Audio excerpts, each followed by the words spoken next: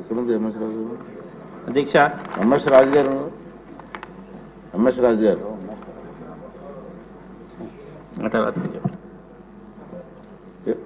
గారు అండి. అధ్యక్ష ధన్యవాదాలు అధ్యక్ష.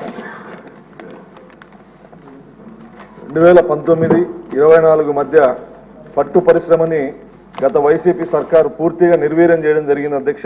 దాదాపు లక్షలాది మంది కార్మికులు, లక్షలాది మంది రైతులు సిరికల్చర్ మల్బరీ పంట మీద ఆధారపడి జీవిస్తున్న వీళ్ళందరికీ పూర్తిగా అన్యాయం చేయడం జరిగింది అధ్యక్ష.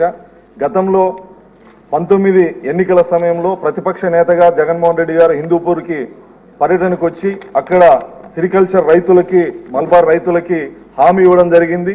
బకాయిల్ని రద్దు చేసి ప్రోత్సాహకాలు అందిస్తానని హామీ ఇవ్వడం జరిగింది.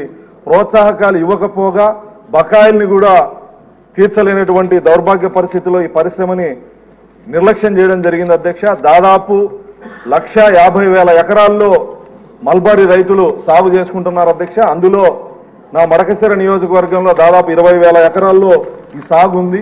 ఆ రైతులకి గతంలో తెలుగుదేశం ప్రభుత్వం గౌరవ ముఖ్యమంత్రి చంద్రబాబు నాయుడు గారు ముఖ్యమంత్రిగా ఉన్నప్పుడు ఇచ్చినటువంటి ప్రోత్సాహకాలు 19 నుంచి 24 వరకు పూర్తిగా రద్దు చేయడం జరిగింది అధ్యక్ష.